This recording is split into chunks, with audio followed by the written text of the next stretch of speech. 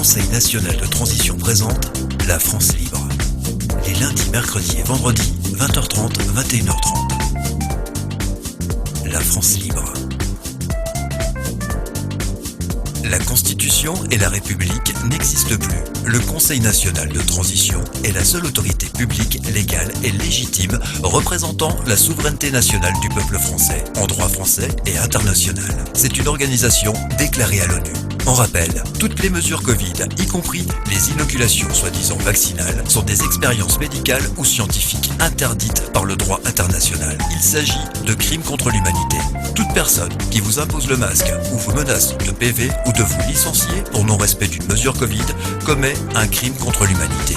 Pour connaître vos droits et les faire valoir, informez-vous www.conseilnational.fr. Rejoignez gratuitement le CNT sur www.conseilnational.fr.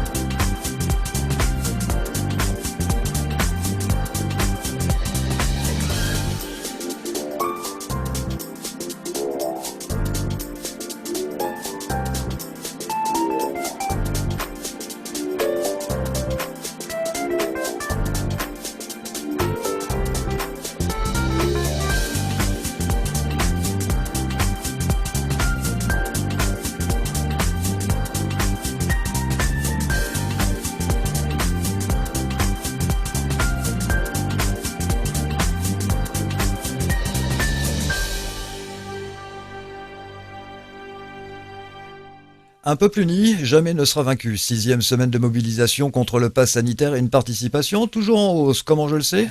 J'y étais tout simplement. Quel bonheur de se mêler à la population et d'y entendre sa voix. La voix du peuple, par le CNT aussi, résonne le Conseil national de transition. Nous vous souhaitons la bienvenue dans la France libre. Bonsoir Bruno, bonsoir Philippe.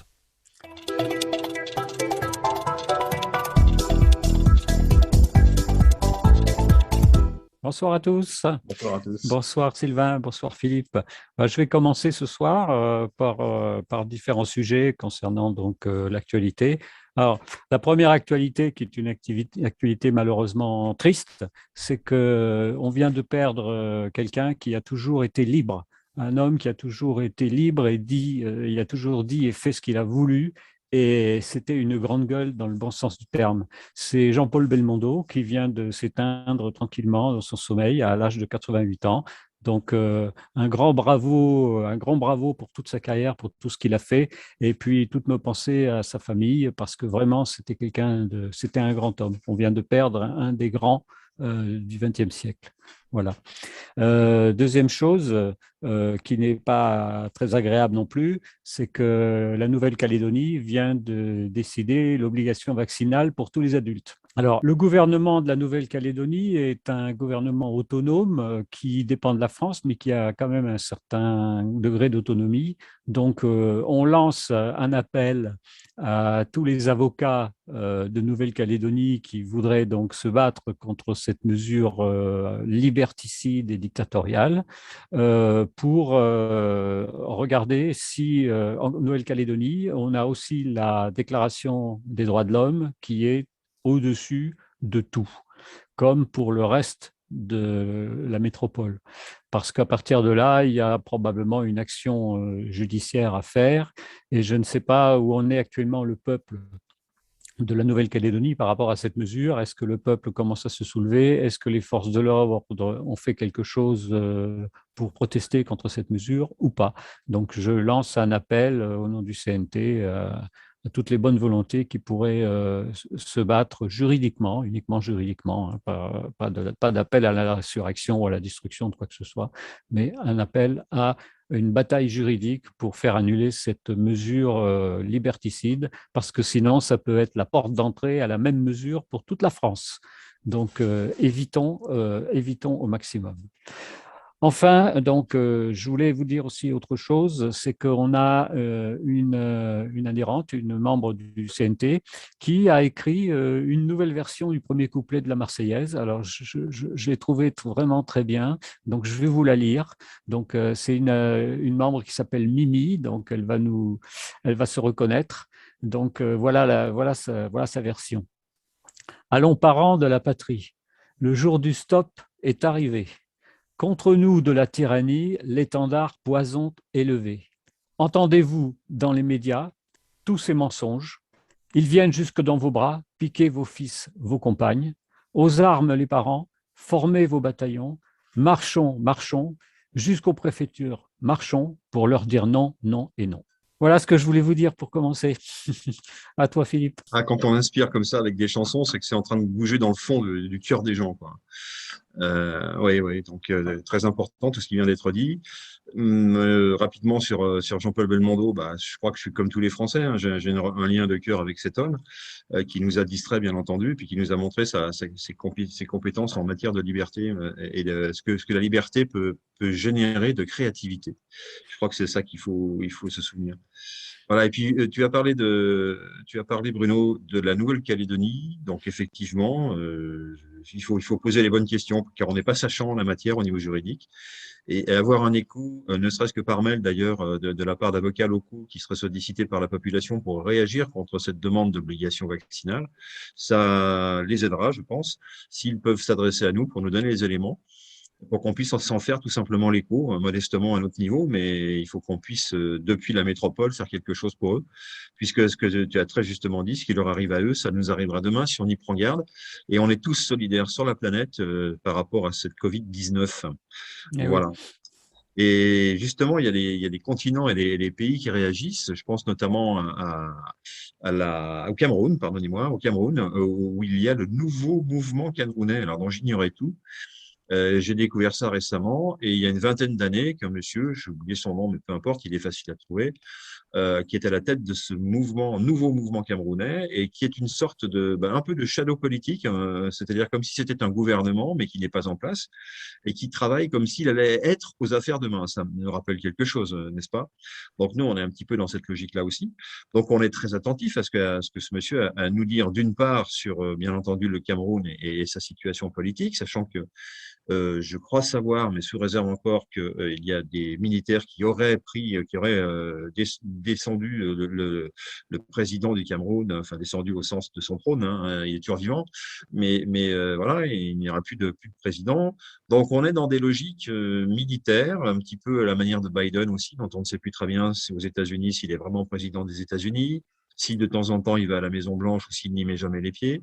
Enfin bref, il y a des zones grises dans lesquelles se déplacent justement des forces militaires, à mon avis, et je ne suis pas le seul à le penser, et on n'est pas forcément au courant de tout. Néanmoins, pour revenir au cas de ce monsieur, donc du nouveau mouvement camerounais, NMC, nouveau mouvement camerounais, ce monsieur nous explique la manière de voir les choses depuis l'endroit où il se trouve en ce qui concerne le pays, la France, l'Europe et en particulier la France. Et il nous dit quoi? Il nous explique de façon très, très claire, de façon très limpide, la situation dans laquelle se trouve la France, avec évidemment l'état profond, avec ce qui se passe, avec toute une série de mesures qui sont totalement illicites, illégales, par rapport auxquelles les Français sont les seuls dans le monde à se lever en masse pour justement lutter contre, et ils ont raison, d'après lui, hein. Ils ont raison pour les raisons qu'on sait, c'est-à-dire qu'il est hors de question de se laisser imposer un tas de choses, la distanciation, le masque, voilà, évidemment la piqûre in fine à la fin de tout. Donc voilà, donc il explique ça très bien, avec beaucoup de calme, beaucoup de sérénité. Et il dit, c'est la raison pour laquelle, dans notre mouvement, nous sommes solidaires avec ceux qui se révoltent en France. Alors ça, c'est une première mondiale, parce que d'habitude, c'était des minorités françaises qui étaient solidaires avec ce qui se passait en Afrique.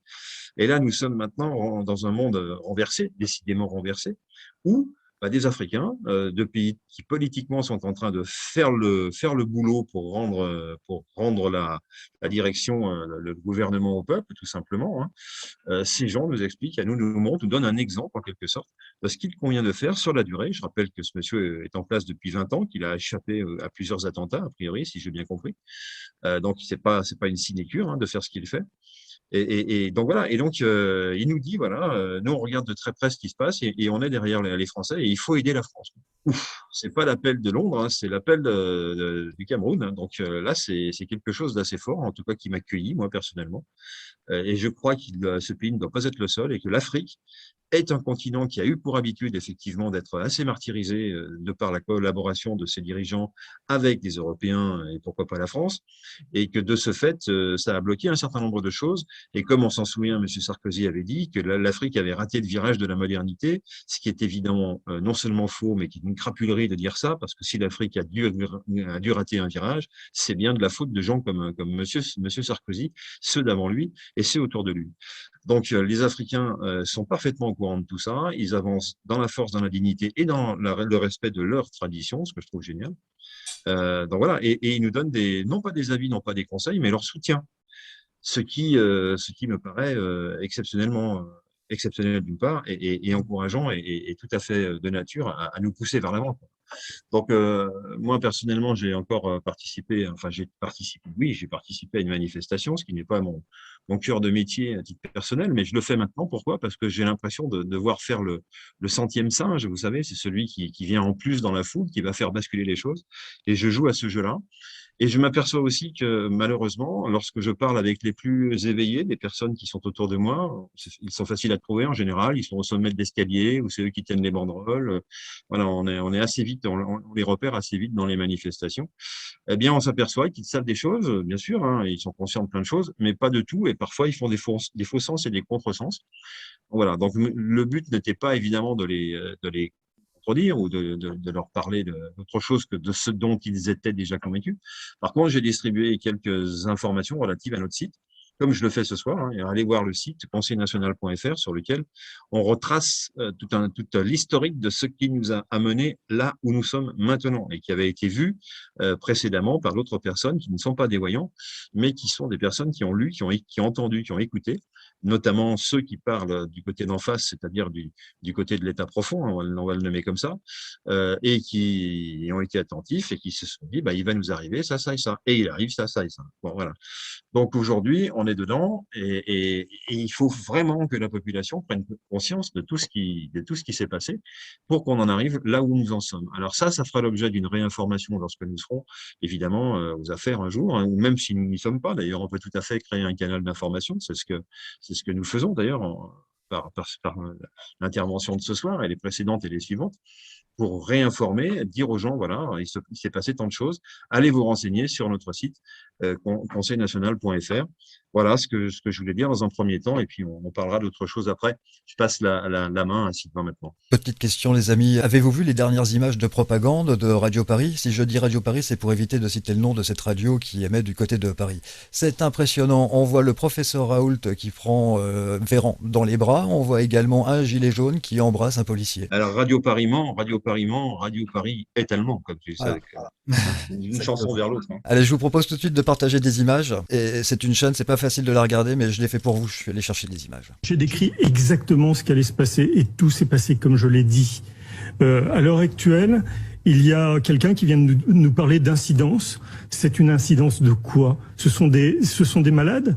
Non, ce sont des gens porteurs, asymptomatiques. Ils ne sont pas malades. À l'heure actuelle, il n'y a pas d'épidémie. 2 personnes ont dit sur ce plateau qu'il fallait pas dire autre chose qu'un certain type d'information. Moi, j'essaye d'apporter à la population des éléments de scientifiques qui tentent. Je n'ai pas d'opinion. Je suis un scientifique qui tente de rassurer une population. Nous n'avons pas une épidémie infectieuse. Nous avons une épidémie d'angoisse, si vous voulez. Et la population est à genoux à cause de ça, l'économie aussi. Donc, que des gens viennent nous dire, maintenant nous culpabiliser parce que on dit autre chose qu'eux, ça c'est insupportable, surtout un politique. On continue pas de se dire quand même que y a une reprise de l'épidémie. Une reprise du nombre de cas porteurs du Covid, d'accord. Y a-t-il plus de malades? Y a-t-il plus de morts? Non. Non, j'aimerais revenir sur un point qui commence à me choqué énormément, personnellement. À plusieurs reprises, des personnes ont voulu m'intimider pour me dire non, vous ne devez pas parler. C'est tout à votre honneur de me laisser parler et je vous en remercie. C'est l'honneur aussi de la France d'avoir une multiplicité de points de vue et qu'on vienne me dire que j'apporte de la confusion alors qu'il y a eu pendant 6 mois, une confusion totale, des atermoiements dans tous les sens, tout le monde s'est trompé. C'est insupportable d'entendre ça. Donc, je vous remercie encore. Personnellement, Ce que j'ai écrit au début de la crise reste toujours valable. Je me demande pourquoi, il faudra répondre à cette question, pourquoi les gens qui se trompent tout le temps, on continue à les entendre, ils ne sont pas discrédités, alors que ceux qui ont donné les bons chiffres, eux, on les critique. Je prends beaucoup de risques en faisant ça, parce que je n'ai rien à gagner. Je suis chercheur, je n'ai pas d'opinion, je donne juste ce que je vois, et ce que je vois est incohérent avec tout ce qui est mis en place, c'est tout. Effectivement, l'intimidation est une arme aujourd'hui pour essayer de faire taire toutes les personnes qui tentent de dire la vérité. Bah oui, tout à fait. Là, on a affaire à une vidéo qui doit à peu près dater du mois de mai dernier, mai 2021, je pense, parce qu'on y voit, il y est fait allusion à la finale d'un match de foot. Mais ça veut simplement dire que ce qui était vrai à ce moment-là l'est encore plus aujourd'hui. Et on a affaire à des scientifiques qui sont obligés de sortir les mains en l'air en disant j'ai pas d'opinion. Alors qu'en fait, ils devraient avoir une opinion. Ils n'en ont pas. Et ils n'en ont pas parce qu'ils se basent sur des faits. Et lorsqu'on se base sur des faits, effectivement, on n'est plus dans l'opinion, on est dans la vérité ou le mensonge. Et c'est difficile même pour un scientifique d'arriver en disant j'accuse le gouvernement de dire des mensonges. Certains l'ont fait, on voit où ça les a menés. Et puis s'il n'y a pas derrière la lecture politique, c'est compliqué pour eux d'avancer sur ce terrain-là. Donc ils préfèrent faire demi-tour, lever les bras et repartir dans l'autre sens. Ce que je ne songe pas à leur reprocher, car ils ne sont plus dans leur zone de compétence et évidemment dans leur zone de confort a fortiori. Mais la zone de confort, plus personne n'y est, puisque les scientifiques français ou étrangers d'ailleurs disent que nous avons un variant Delta qui n'est autre que le produit qui est à l'intérieur de la seringue. Enfin bon, c'est quelque chose d'assez affolant, et que c'est prouvé, que c'est démontré par A plus B, etc., etc. Donc la confusion, elle est tous les jours. Elle est tous les jours. Alors un coup, elle est donnée par l'État profond, un coup, elle est donnée par les scientifiques qui disent le contraire. Chacun s'affronte sur le petit écran, sur le grand écran, sur tous les écrans que vous voulez. Et à la sortie, qu'est-ce qui pêche, qu'est-ce qui est meurtri? C'est la vérité, tout simplement. Et les gens qui essayent de s'en faire une idée, c'est compliqué, c'est pas évident. Hein. Donc même avec des gens de très bonne volonté qui cherchent à trouver des sorties, là c'est compliqué. Donc notre rôle au sein du CNT, c'est de délaguer tout ça, de dégager le bon grain de livret, comme on dit, et puis sans du tout prétendre avoir la science infuse et toujours raison, hein, bien au contraire, on a pu se tromper, on aime bien corriger aussi quand on se trompe, mais on se trompe rarement lourdement. Et donc, dès l'instant où on a la grille de lecture de départ, on s'aperçoit malheureusement que tout ce qu'on peut prévoir se réalise pas. Et encore une fois, sans qu'on soit devin, ni les uns ni les autres. Donc, ça veut dire qu'il y a quelque chose de sain dans la méthode analytique. Et puis après, il y a quelque chose de sain dans la proposition qui est faite par le CNT. Car une fois qu'on a pris conscience que les choses n'allaient pas bien, une fois que des pays comme le Cameroun, que j'ai cité tout à l'heure, les gens sont en train de s'émanciper d'un gouvernement qui ne leur convient plus. Ça se passe doucement. Apparemment, il n'y a pas de sang versé dans les rues. Que se passera-t-il demain si ce monsieur qui est dans l'opposition depuis 20 ans, à ses risques et périls, eh bien, entraîne suffisamment de gens avec lui pour former une nouvelle gouvernance? J'aimerais lui poser la question. Et on la lui posera probablement, on verra bien. Voilà. Donc nous, au sein du CNT, ce que nous proposons, c'est l'après. On ne se contente pas de l'analyse et de l'action à faire immédiate dans les rues ou ailleurs. On raisonne sur l'après, car il faut bien que le peuple se mobilise pour savoir qu'est-ce qu'il veut et plus simplement de quoi il ne veut plus. Ce qui n'est plus suffisant dans une logique humaine. Il faut se prendre par la main, il faut vouloir décrire ce qu'on veut faire demain. Voilà. Mon message, il est là pour l'instant. Oui, Philippe, ce que tu dis est très juste, d'autant plus que quand tu parlais tout à l'heure de l'Afrique, on peut souvent se rendre compte que dans les traditions africaines, au départ, dans la tribu, on a un conseil. Quand il y a une décision à prendre, on a un conseil qui se réunit. Et dans ce conseil, eh bien, c'est une intelligence collective qui intervient. Et au-dessus de ce conseil, on a un conseil des sages composé par les anciens, des gens qui sont respectés, qui ne sont pas dans les EHPAD comme en France. Donc ça, c'est un exemple qu'on devrait suivre. Et ça rejoint un petit peu ce que nous, on propose au CNT. On en parlera plus tard. On en parlera tout à l'heure. C'est ça, hein, exactement. Donc, les anciens, dans certaines civilisations, sont considérés comme une bibliothèque, une source d'information et donc de respect. Alors qu'aujourd'hui, voilà, je ne vais pas citer d'âge parce que je vais affoler personne, mais au-delà d'un certain âge, on est mûr pour les pattes, quoi. Et c'est louche si on n'est pas en début d'Alzheimer. Alors, effectivement, l'Alzheimer par-ci, Alzheimer par-là, on s'aperçoit aujourd'hui que Alzheimer est une maladie qui n'existait pas il y a 50 ans ou pratiquement pas. Alors qu'aujourd'hui, elle est carrément garantie sur facture, enfin garantie tout court, quoi, hein, en fonction de ce qu'on respire, en fonction de ce qu'on mange, de ce qu'on boit, j'en passe et des meilleurs. Donc voilà, on nous a programmé tout ça, toutes ces maladies. Alors la Covid-19, à côté de toutes les autres, elle fait figure de petit pousset par rapport à toutes les maladies cardiaques, cardiovasculaires, par rapport au cancer, etc., qui sont majoritaires dans les causes de décès, évidemment, hein, la Covid-19 n'étant bien souvent citée que dans le cas d'une comorbidité. Voilà, donc il sera très difficile de faire la part des choses, toute analyse à faire ultérieurement, de savoir ce qui est du ressort uniquement de la Covid-19 en termes de mort, quoi.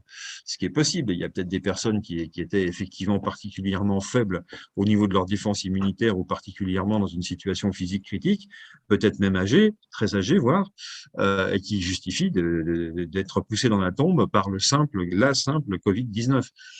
Qui, rappelons-le, est une petite grippette dont tout le monde devrait se sortir sans grand dommage. Mais on en a fait une affaire internationale de prétexte à protection majeure, de prétexte à suppression de liberté pour raison médicale, pour raison sanitaire.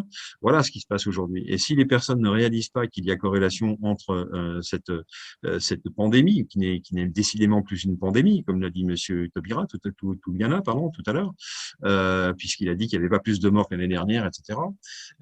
Cette épidémie, cette pandémie qui n'est même pas une épidémie, eh bien, il faut effectivement constater qu'elle n'est qu'un prétexte, à nous spolier nos libertés, nous mettre dans une logique d'obéissance, dans une logique d'opposition, c'est-à-dire qu'une moitié des Français va s'opposer à l'autre moitié. Tiens, ça rappelle quelque chose, on se croirait dans la République. Et donc, voilà, et les gens vont se dresser les uns contre les autres, accélérant en cela leur déchéance, leur propre incompréhension les uns envers les autres. Et n'étant pas allés à la source des informations comme nous leur proposons, eh bien, ils vont, comme on disait dans ma campagne, on va mourir idiot, quoi. Oui, c'est un petit peu ça, on va mourir idiot. Voilà, donc il ne faut pas mourir idiot. Voilà, je te laisse la main. C'est sûr que, Philippe, je pense, moi aussi, qu'on peut appeler ça comme on veut, le nouvel ordre mondial, l'État profond, le groupe Bilderberg, etc. Leur but, c'est tout simplement l'obsolescence programmée de l'espèce humaine. C'est clair et net. Merci les amis. Lundi 6 septembre, nous allons parler aujourd'hui de démocratie. Le lundi soir à 20h30, le Conseil national de transition présente La France libre. Des discussions, des rubriques, de l'information. Force est d'admettre que l'adjectif démocratique n'a plus la connotation idyllique d'autrefois. Le temps est peut-être venu de concevoir une version 2.0 de ce système politique. Le concept même de la démocratie laisse perplexe. Il s'agit de donner le pouvoir au peuple de voter pour le candidat de son choix, donc de choisir en théorie le dirigeant qui défendra le mieux ses intérêts. Comme le citoyen n'a pas les aptitudes requises pour diriger, le dirigeant proviendra forcément de l'élite sociale, à moins d'être une marionnette au service de cette dernière. Le dirigeant est censé diriger pour pouvoir servir la majorité qui l'a élu, mais il est tentant pour lui de plutôt favoriser l'élite minoritaire dont il provient. En définitive, le peuple est condamné à faire confiance à un candidat qui n'est pas issu de son rang social et qui sera toujours potentiellement en position de conflit d'intention. Les seules bonnes intentions ne sont pas suffisantes en politique. Les promesses électorales servent uniquement à embellir des discours propagandistes et restent hélas que des promesses. Les politiciens le savent bien et agissent en conséquence. Les programmes politiques sont basés non pas sur les meilleures idées, mais sur les idées les plus attrayantes. Évidemment, tout ce qui brille n'est pas or. En résumé, le système favorise l'élection de beaux parleurs et non de candidats avec le plus de contenu et le problème n'est pas près de se résorber. En effet, clientélisme universitaire oblige. Les exigences académiques sont continuellement revues à la baisse, si bien que la tendance générale est à l'abrutissement. Choisir le candidat qui gouvernera, l'illusion ne fonctionne plus. L'exigence est devenue une gouvernance par le peuple et pour le peuple qui sera l'émergence d'une vraie démocratie. Vivement la démocratie. Vivement la démocratie. Merci Sylvain. Je vais commencer à parler un peu du sujet de ce soir en deux parties. Première partie, c'est ce qui se passe depuis 200 ans et qu'on subit, et je dirais même qu'il se passe même depuis 10 000 ans. Et la deuxième partie, c'est comment on peut y remédier. Alors, la première chose que je voulais dire, c'est que le mot démocratie, ça veut dire pouvoir par le peuple. On a un autre mot qu'on utilise aussi au CNT, qui est donc qui est issu du livre qui a été écrit par Éric Fiorilde, qui est le mot démosophie, qui veut dire sagesse du peuple. Et c'est intéressant d'utiliser les deux parce que le peuple peut avoir le pouvoir et le peuple a une certaine sagesse, contrairement à ce qu'on a essayé au niveau de l'État profond et au niveau des gens qui contrôlent la République depuis bientôt 200 ans. Eh bien, le peuple est intelligent et peut se gouverner tout seul sans intermédiaire. Le problème qu'on a eu avec déjà à l'époque de l'Ancien Régime, hein, avant même la République, c'est qu'on avait toujours un petit noyau. À l'époque, c'était les nobles, ou c'était le roi. Enfin, c'était des gens qui avaient soi-disant une certaine aura parce qu'ils avaient combattu, parce que c'est ce qui leur a donné leur titre de noblesse à l'époque. Et puis après, au niveau de la République, ça a été remplacé par la Révolution française, par une haute bourgeoisie. En fait, la révolution n'a jamais été faite par le peuple. Elle a été faite par quelques personnes qui étaient de la petite ou de la grande bourgeoisie. Et ça a été après noyauté, notamment par certains groupements comme la franc-maçonnerie et autres, qui ont détourné cette révolution, non pas vers le peuple, mais vers leurs propres intérêts. Ce qui fait qu'après, au niveau des banques, d'ailleurs, ce sont les banques qui ont pris le pouvoir et qui ont obtenu ce pouvoir tellement immense qu'actuellement, elles sont beaucoup plus puissantes que les politiques qui sont en fait des marionnettes entre leurs mains. Les problèmes qui existent dans la République, c'est que vous avez un peuple qui va voter pour choisir des gouvernants et à partir du moment où le peuple aura voté, eh bien, on est obligé de laisser faire tous ces gouvernants pendant 5 ans. Et on s'aperçoit très vite qu'au lieu de s'occuper des intérêts du peuple, ils s'occupent surtout de leurs propres intérêts. Et maintenant, ça va même plus loin que ça, parce qu'ils s'occupent des intérêts de groupes qui sont au-dessus d'eux, que ce soit les commissaires européens, qui eux-mêmes dépendent souvent des grands banquiers, et ça va même encore plus loin, parce qu'on arrive justement au groupe Bilderberg, la trilatérale, et tous les gens qui forment ce qu'on appelle l'État profond, ou ceux qui voudraient obtenir un nouvel ordre mondial avec un gouvernement mondial. Je dis bien ceux qui voudraient, parce que de plus en plus de peuples se rendent compte de ce qui se passe et veulent récupérer leur liberté. Deuxième problème au niveau de la République, c'est que vous avez des médias qui sont la propriété de milliardaires et de gens qui font partie justement de cet état profond. Donc, on n'a plus de liberté au niveau des médias. On a une pensée unique, on est obligé d'écouter cette pensée unique et à partir du moment où on ne pense pas de la même façon, on se fait jeter. C'est ce qui s'est passé justement Sylvain, dans l'extrait que tu nous as cité, parce que ce docteur Toubiana, maintenant, on ne peut plus l'entendre nulle part. Sauf sur CNews, où ils l'ont laissé parler et où l'animateur Pascal Praud a dit ce que Voltaire avait dit à l'époque: je ne pense pas comme vous, mais je ferai tout pour que vous puissiez vous exprimer. Mais là, ça va beaucoup plus loin que ça, comme tu disais, Philippe, c'est que ce n'est pas uniquement une question d'opinion. Là, ce sont des faits scientifiques qu'on se refuse à vouloir écouter. Et ça, c'est très grave parce que justement, la vie des personnes est en jeu. Troisième point important, qui n'est pas du tout démocratique dans la République, c'est la non-transparence des réunions et des assemblées. C'est-à-dire qu'à part les réunions de l'Assemblée nationale, et encore, on ne voit pas toutes les réunions qui se font au sein des commissions, mais que ce soit le Conseil des ministres, les soi-disant conseils de défense ou comités scientifiques, etc., on ne sait jamais ce qui se passe dedans. On ne voit jamais les réunions. Tout est caché. C'est quand même quelque chose d'incroyable, alors que normalement, ce sont des représentants du peuple, donc normalement, le peuple doit être au courant de tout. Et puis, l'autre problème qu'il y a, c'est qu'on fait croire par des méthodes de désinformation depuis bientôt 200 ans que le peuple n'a pas les capacités intellectuelles pour pouvoir se diriger lui-même. C'est toute la raison pour laquelle on a vu la qualité de l'enseignement à l'école dégringoler depuis 40 ou 50 ans. Parce qu'il y a une volonté de rendre les gens, je ne vais pas dire de les rendre idiots, mais de les empêcher de penser vraiment par eux-mêmes et surtout de leur faire comprendre qu'ils n'ont pas besoin d'intermédiaires pour s'exprimer. À partir de là, on a un système républicain qui aurait pu être correct si ça avait fonctionné d'une manière réellement ouverte et démocratique. Mais on a le problème des conflits d'intérêts. aussi, le problème des lobbies.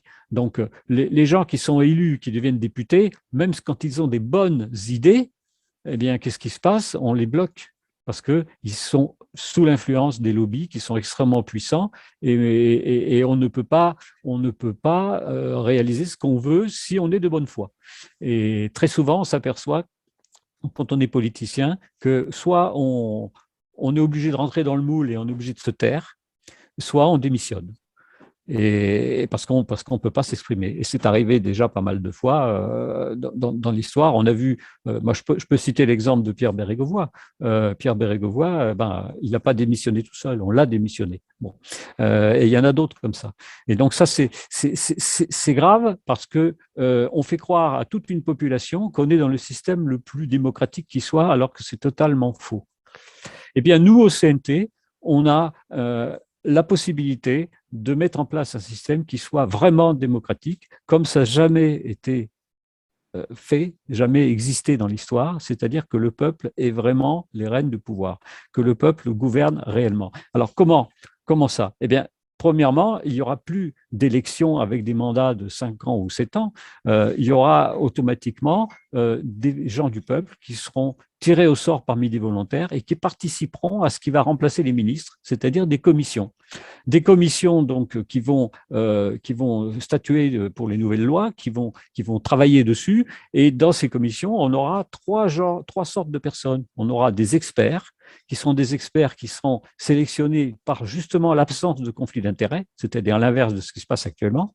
On aura des gens qui sont des sages, que ce soit des retraités ou des gens qui ont une certaine expérience au niveau philosophique et qui participeront. Et puis, on aura des gens du peuple, un tiers, qui seront tirés au sort parmi des personnes volontaires. Et ces gens qui seront tirés au sort seront, pour cette activité, pour ces sessions de commission, seront rémunérés pour que des gens qui ont des activités ou des entreprises puissent venir, qu'il n'y a pas uniquement des chômeurs ou des personnes qui sont retraitées. Donc, que tout le monde puisse participer à partir du moment où il aura été volontaire pour être tiré au sort. Donc, déjà, tout ce qui est élaboration de loi sera fait par le peuple. Deuxième chose, on aura au-dessus de ces commissions une Cour suprême du peuple souverain qui vérifiera que le programme de la transition prévu par le CNT sera bien appliqué. Et cette Cour suprême du peuple souverain, quand il y aura une très grande décision à prendre, automatiquement, elle sera convoquée et il y aura environ 1 millier de personnes qui seront convoquées, uniquement des gens du peuple, tirés au sort parmi des volontaires, là aussi, et c'est eux qui décideront en dernier ressort de ce qu'il faut faire. Et pour les lois importantes, il y aura une chose qui est chère aux Gilets jaunes, il y aura un RIC, il y aura un référendum populaire pour voter les lois importantes, un peu comme ce qui se passe déjà en Suisse, mais d'une façon, je dirais, beaucoup plus importante et nationale.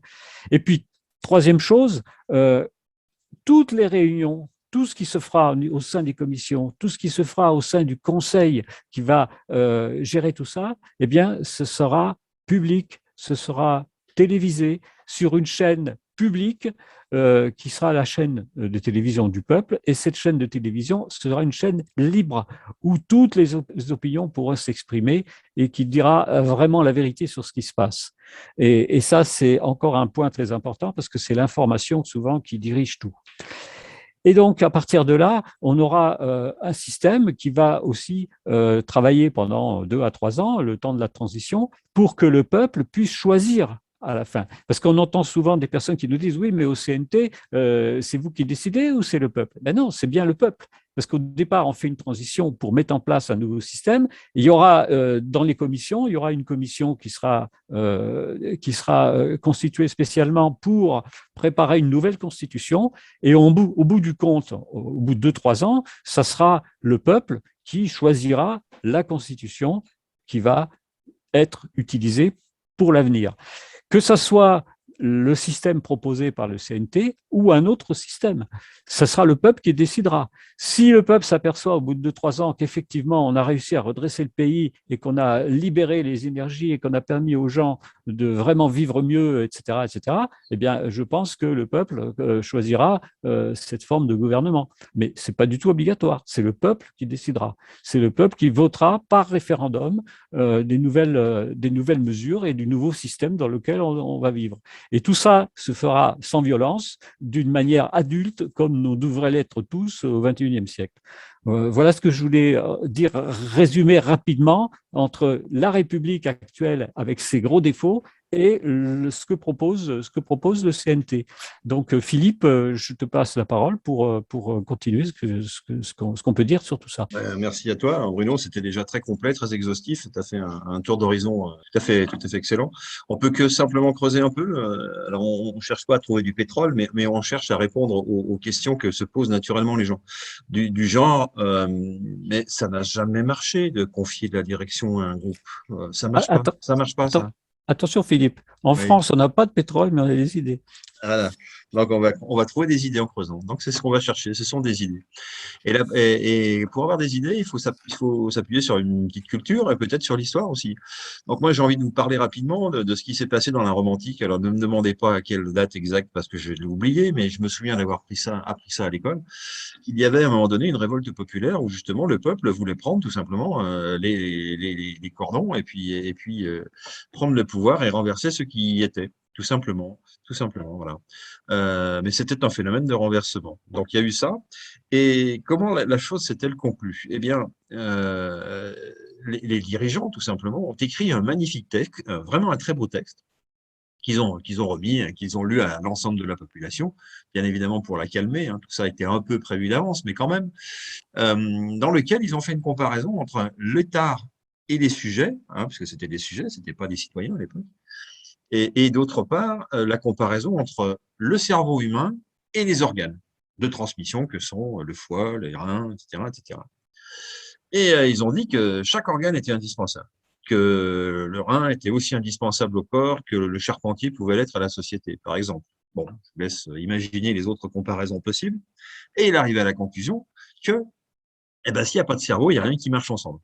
Donc, il fallait laisser l'organisation de tout ça à un cerveau au sens propre comme au sens figuré, et que le cerveau, c'était le gouvernement, sinon ce serait l'anarchie. Et finalement, ces arguments ont fini par l'emporter. Alors, soit que le peuple n'était pas très en colère et pas si malheureux que ça, soit qu'il était un peu bonnet, on ne sait pas, l'histoire ne le dit pas, mais ça a marché comme ça. Et globalement, c'est depuis cette époque-là, c'est comme ça que ça marche, quoi. C'est-à-dire qu'on dit aux gens du peuple, vous êtes des gens tout à fait merveilleux, mais on ne peut pas vous confier la direction générale, donc on va le faire nous, puis vous allez voir, on va représenter, mettez des représentants dans les cercles politiques, vous verrez, ils représenteront vos intérêts. Voilà. Bon, ça c'est le credo, c'est la promesse qui a été faite et qui n'a jamais été évidemment tenue. Voilà, parce que justement, une fois dans ces cercles privés, enfin privés publics, mais en tout cas fermés, comme tu le disais très bien, très justement, ouais, c'est-à-dire que pour être tout à fait clair, moi je n'ai jamais assisté à un débat sur aucune loi, même quand j'étais étudiant et que j'allais à l'Assemblée nationale.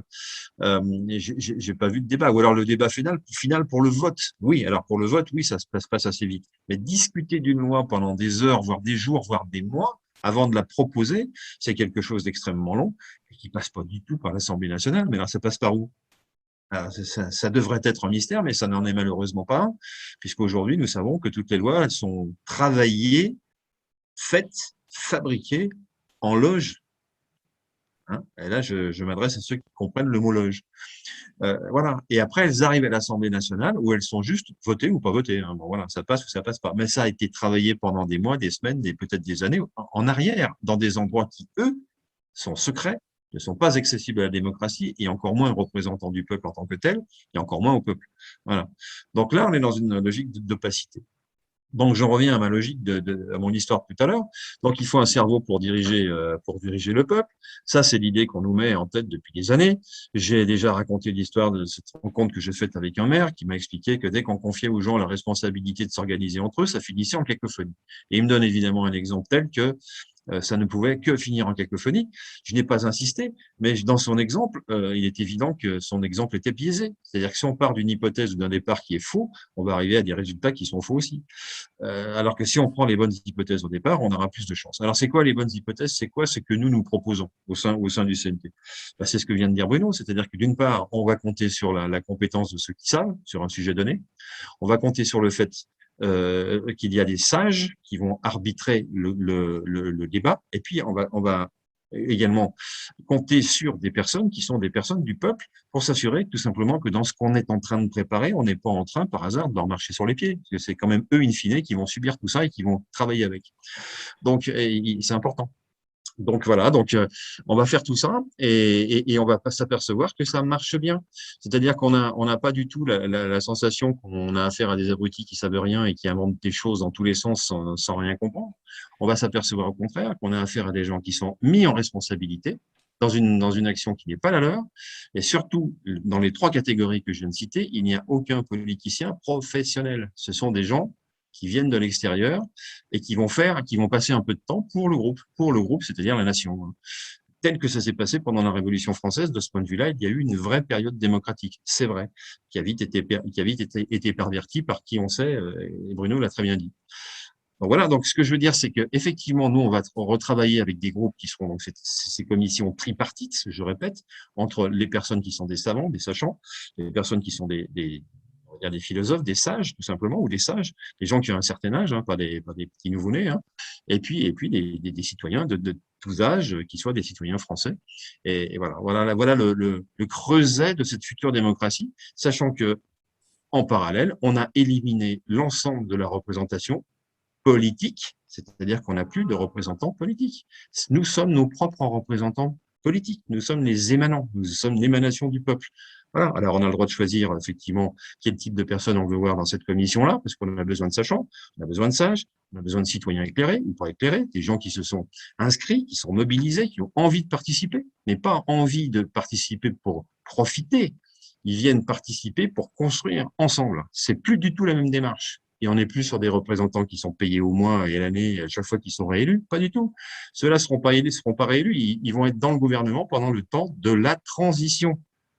Et c'est après la transition ou à la fin de la transition qu'on décidera si ce système perdure ou si on le change, ou si on met des durées, si on met des butées, si on met une limite d'âge, que sais-je encore. Dans un premier temps, on n'a pas besoin de tout ça.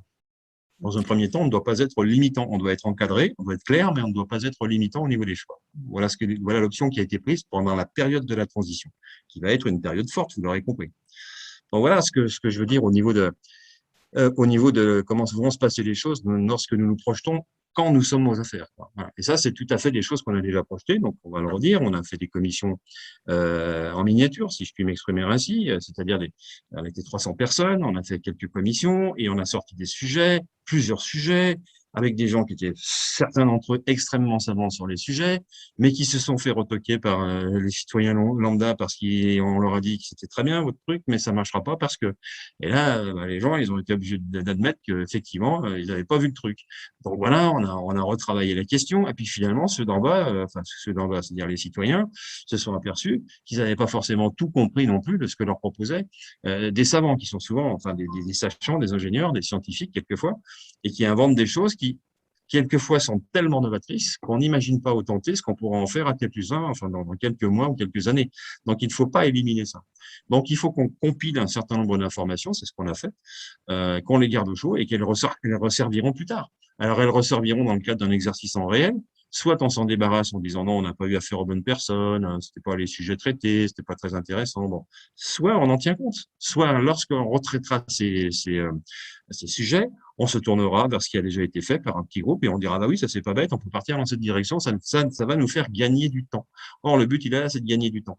Alors, je vous ai dit tout à l'heure que certaines lois, même pratiquement beaucoup de lois étaient faites en loge, avec un temps qui est un temps long, on est bien d'accord. Eh bien, ce temps long, nous l'aurons quand même lorsque nous serons dans la partie de la transition, lorsque nous demanderons à tous on va les appeler les citoyens, tous les Français qui auront été mis dans les commissions, toutes ces personnes, on va leur demander de travailler sur un temps qui va être long. Alors, ça peut être quoi? Long, ça peut être 10 semaines, ça peut être 2 mois, ça peut être 3 mois. Bon, voilà l'ordre de grandeur. Nous, on a travaillé sur 10 semaines en simulation et il nous semble que compte tenu de la vitesse à laquelle à laquelle nous sommes en mesure de travailler grâce aux outils modernes, ça peut aller très vite. D'ailleurs, on ne sait pas ça peut, ça va et ça doit aller très vite. Alors, je voudrais conclure en disant, quelle est la différence entre ce qui s'est passé entre ce qui existait au temps des Romains? Vous savez, cette fameuse histoire où le peuple s'est fait raconter qu'il ne pouvait pas aller tout seul, même s'il était l'estomac, s'il était les reins, s'il était le foie, etc. Et il fallait un cerveau pour animer tout ça. Qu'est-ce qui s'est passé entre cette date-là et aujourd'hui? Qu'est-ce qu'il y a de différent? On a toujours le peuple, ils sont toujours en haut, c'est toujours eux qui tiennent les commandes, sous un nom différent, hein. Ça s'appelle République, ça s'appelle démocratie, c'est toujours eux qui tiennent les commandes. Bah, qu'est-ce qui s'est passé? Bah, il s'est passé qu'aujourd'hui, le peuple, il en sait pratiquement aussi long que ceux d'en haut, quoi. Et voilà, c'est l'information qui a explosé. C'est la circulation de l'information, l'augmentation des informations et la vitesse de circulation. Voilà, c'est ça qui est explosif. Alors évidemment, l'enjeu pour ceux qui sont en haut, c'est de faire en sorte que la partie d'information qui nous retombe dessus en pluie fine soit la plus mince possible, la plus abétissante possible, de façon à ce qu'on n'ait pas de mauvaises idées et qu'on soit bien confiné, c'est le cas de le dire, dans des habitudes de vie qui soient très restrictives et restreignantes. Nous, on veut faire l'inverse. On veut au contraire faire ouvrir les yeux de tout le monde à ce que nous savons modestement au CNT, ce dont on a pris conscience dans le cadre d'un éveil et d'un réveil. On n'a qu'une seule chose à dire, c'est éveillez-vous, réveillez-vous comme nous. On n'est pas plus doué que les autres, hein. Simplement, on a vu à un moment donné ce passage, on l'a fait à l'information plus généralisée, on a découvert des choses, on en a tiré des conclusions, des actions, etc. Il faut que tout le monde fasse la même chose. Aujourd'hui, c'est le moment. Voilà la différence entre le passé, l'Antiquité, et ce présent qui date des années 2000, hein, donc c'est très récent, qui nous permet de faire des choses très fortes, très vite. Et c'est de ça dont il est question aujourd'hui, c'est la vitesse. C'est-à-dire que quand on voit les différents oukases ou les différentes règles, les différents arrêtés qui sont pris par le gouvernement à la va-vite, sans qu'il y ait de confirmation par une loi, sans qu'il y ait, en restant dans une illégalité de procédure totale, ça transparaît. Ça veut dire quoi? C'est la marque de quoi, ça? Eh bien, c'est la marque d'une panique. C'est la marque d'un moment donné, c'est allé trop vite, même pour eux. Eux, ils étaient sur le long terme. Ça fait plus de 2 siècles qu'on les a dans les jambes à ce rythme-là, je dirais. Mais là, tout d'un coup, il s'est passé quelque chose. Je sais pas quoi, hein. Mais d'un coup, il s'est passé une accélération qui, à l'évidence, n'avait pas été anticipée par eux, hein. Et j'ai l'impression que cette vitesse-là, elle nous profite. C'est-à-dire que plus on les met en opposition avec les réalités et avec on les met devant les réalités de ce qui nous oblige à faire, ce qui nous oblige à être. Et là, on les met en échec, on les met en défaut. Et il y a des solutions. Et je pense notamment à des choses comme la vaccination des enfants dans les écoles, qui est pour moi un des sujets urgents et importants du jour, puisque nous sommes en septembre 2021 et que la rentrée scolaire vient d'avoir lieu. Et que beaucoup de parents se demandent comment je vais faire pour échapper à la vaccination de mes enfants. Alors, ce que je voudrais dire, c'est que dans le cadre de l'accélération de ces informations-là, justement, il y a des choses à dire et à faire.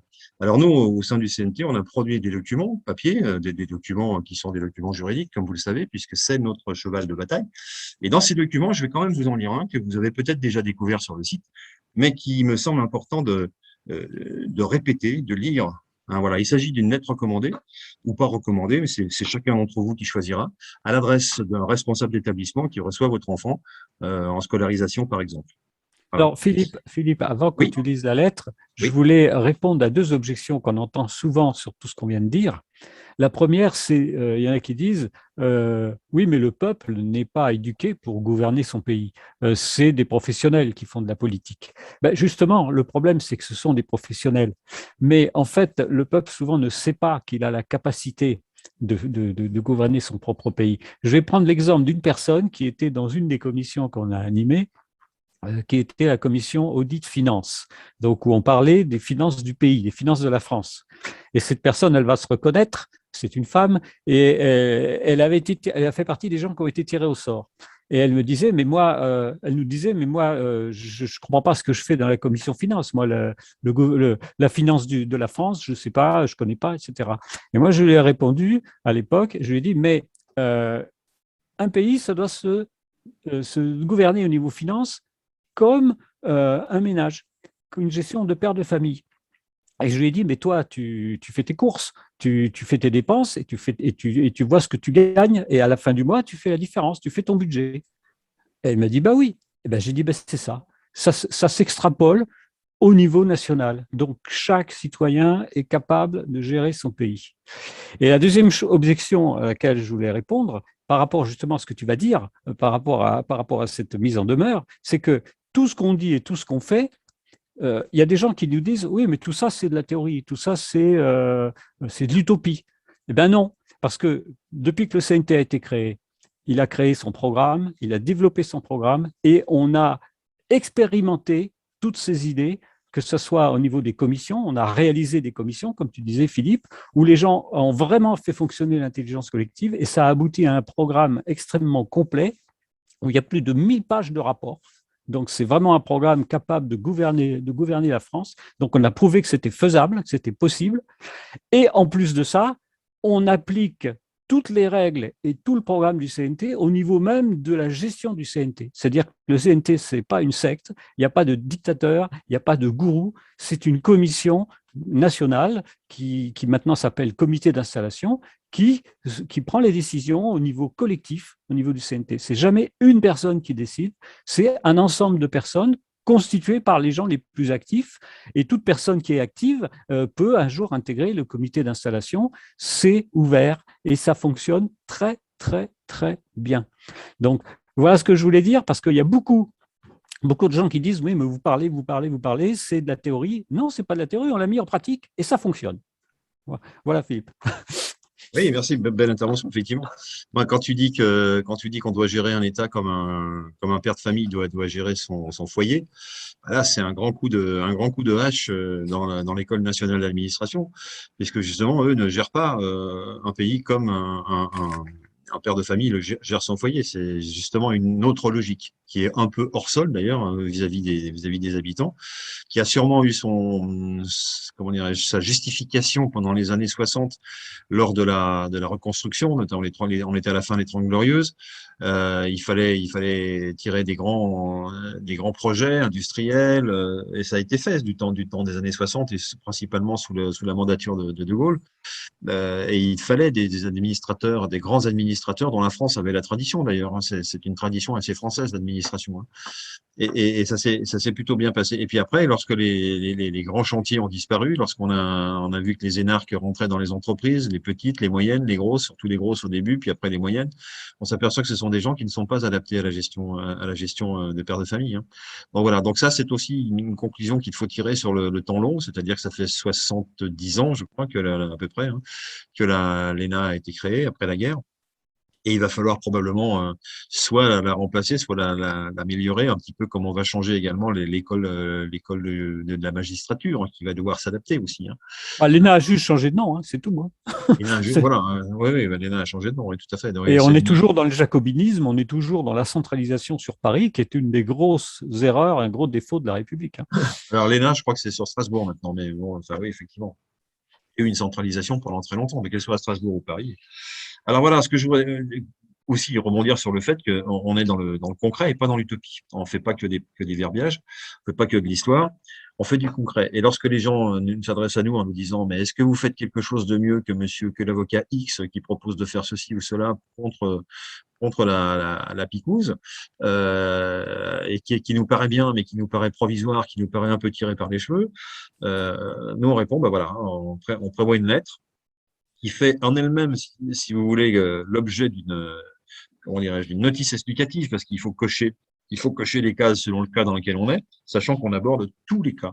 C'est pas simplement le cas que j'ai cité des enfants dans une école, ça peut être le cas d'un employeur d'un employé auprès de son employeur, ça peut être le cas d'un soignant auprès de son hôpital, etc., etc.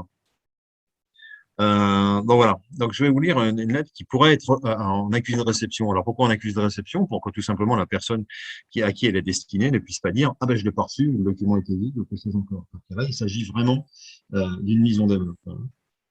Alors j'ai appris que monsieur, madame, etc. J'ai appris que afin que mon fils ou ma fille, etc. nom prénom puisse prétendre exercer le droit, soit de suivre des enseignements délivrés par vos établissements, si vous êtes un établissement scolaire, soit d'accéder aux soins prodigués par vous-même ou par vos établissements, dans le cas d'un hôpital, soit d'accéder à mon lieu de travail et de travailler dans une entreprise, il serait bientôt obligatoire d'être préalablement vacciné contre la maladie appelée Covid-19. Donc, j'ai appris que Je répète, je répète qu'il est question de m'obliger à me faire vacciner contre la maladie Covid-19. J'ai bien compris que, selon certaines lois, un médecin, un chef d'établissement, d'enseignement, un employeur, public ou privé, ou un chef d'établissement médical serait prétendument dans l'obligation d'exiger qu'une personne soit préalablement vaccinée avant de pouvoir entrer dans un établissement et d'avoir droit à l'enseignement, au travail ou à l'accès aux soins. Ça, c'est ce qui nous est promis, ça. C'est ce qu'on nous dit. Vous devrez bientôt être obligatoirement vacciné. En réalité, j'ai l'honneur de vous informer que ces lois sont anticonstitutionnelles et qu'en outre le fait d'ordonner leur application ou tout acte commis en exécution de ces lois par vous ou les personnes placées sous vos ordres constitue un crime contre l'humanité, et ce, même s'il s'agit d'un acte prescrit ou autorisé par des dispositions législatives ou réglementaires ou un acte commandé par l'autorité légitime. Fermez les guillemets. Et entre parenthèses, nous citons les articles 212-1 à 213-4 du Code pénal. En effet, ces actes seraient ainsi ordonnés ou exécutés selon le plan concerté du gouvernement à l'encontre d'un groupe de population civile et, entre guillemets, dans le cadre d'une attaque généralisée ou systématique, fermez les guillemets, physique des droits et libertés des citoyens, ce que nul ne peut ignorer depuis mars 2020. Voir l'article 212-1 du Code pénal. Ces lois sont anticonstitutionnelles car elles mettent fin à des droits et libertés sans justifier que les actions qu'elles interdisent seraient des actions nuisibles de la société. Fermez les guillemets. Comme l'exige l'article 5 de la Déclaration des droits de l'homme et du citoyen du 26 août 1789, faisant partie du bloc constitutionnel en vertu d'une décision du Conseil constitutionnel en date du 16 juillet 1971. Je fais la parenthèse moi-même, il s'agit bien d'une revalorisation, d'une revalidation en quelque sorte de la Déclaration des droits de l'homme et du citoyen que certains nous présentent comme une relique qui ne sert plus à rien. C'est pas vrai. Elle a été renouvelée, remise à l'ordre du jour en 1971. Je continue. Car je vous rappelle qu'aucune preuve scientifique qu'un virus qui serait la cause de la maladie Covid-19 aurait été isolé, purifié et caractérisé à partir du corps d'une personne malade ou décédée de cette maladie, n'a jamais été rapporté nulle part au monde. Dès lors, il n'est pas prouvé qu'il existerait un véritable vaccin puisqu'il faut un virus pour fabriquer un vaccin. Il n'est pas non plus prouvé que de ne pas être vacciné, entre guillemets, contre cette maladie, entre guillemets, ou ne pas respecter une mesure dite anti-Covid, entre guillemets, serait une action nuisible à la société, entre guillemets également, et que la loi pourrait constitutionnellement avoir le droit d'interdire ces comportements. Quant au crime contre l'humanité, en l'absence de véritable vaccin faute de virus, l'inoculation envisagée, de même que l'imposition de toute autre mesure dite anti-Covid, constitue une expérience médicale ou scientifique interdite par le droit international, confère PIDCP article 7, sans le consentement libre de la personne, sachant qu'un tel consentement libre ne saurait exister en l'absence d'informations libres sur l'absence de virus isolé.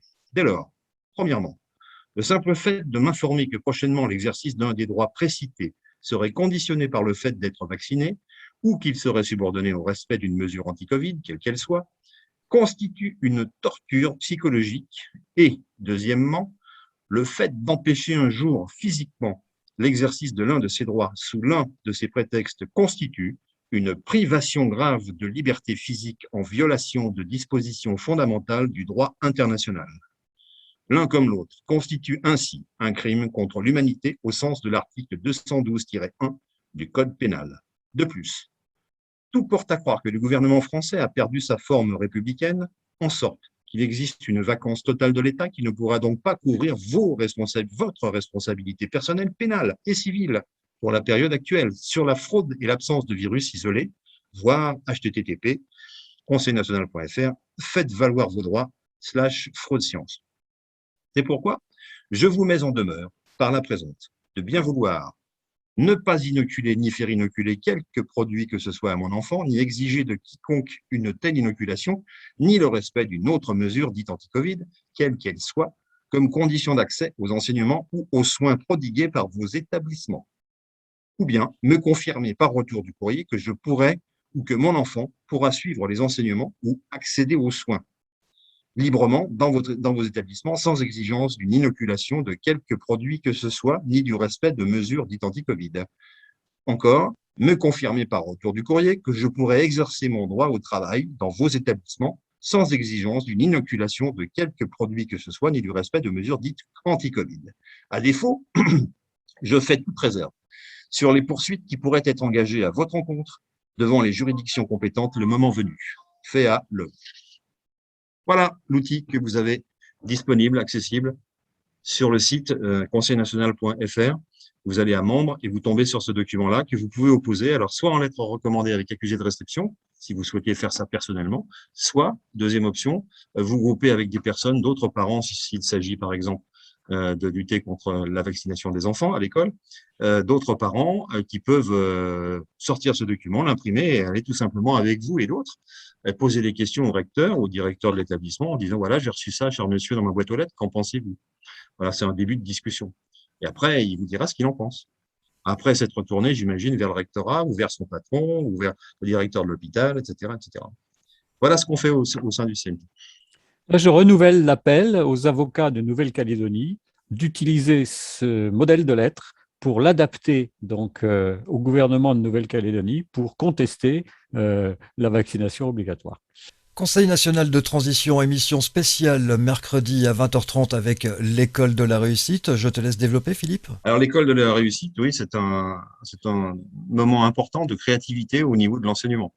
Sachant qu'évidemment, la question de l'enseignement est une question vaste qui a été souvent traitée sous la République en particulier. Voilà, donc il faut rebrasser les cartes également dans ce domaine. On a des grands spécialistes, on a des gens qui ont à la fois beaucoup travaillé et beaucoup d'idées, ce qui n'est pas incompatible. Et donc, on va avoir la chance d'avoir ces personnes présentes pour nous expliquer comment elles voient, comment elles imaginent l'éducation des enfants de demain, ce qu'on appelle aujourd'hui l'éducation nationale et qu'il faudra peut-être rebaptiser demain d'ailleurs. Elles nous le diront. Voilà, donc c'est pour mercredi, il y a des belles choses à apprendre, à entendre et à se mettre dans le creux de l'oreille pour l'avenir. Le plaisir de vous retrouver donc mercredi 20h30. Excellente soirée. Merci Philippe, merci Bruno.